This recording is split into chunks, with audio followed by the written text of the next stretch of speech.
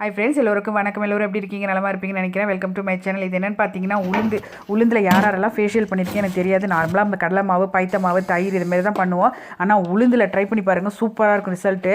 நார்மலாக உளுந்து தேவையான அளவுக்கு நம்ம கொஞ்சமாக எடுத்துக்கிட்டு ஒரு மணி நேரம் நல்லா கழுவிட்டு ஊற வச்சுட்டு நல்லா மிக்சியில் விட்டு அரைச்சி பேஸ்ட்டாக எடுத்துக்கிட்டு அதுக்கப்புறம் அதில் கொஞ்சம் தேன் கலந்து நல்லா நம்ம மேல் நோக்கி மசாஜ் பண்ணிவிட்டு ஒரு 20 நிமிஷம் விட்டுடுங்க.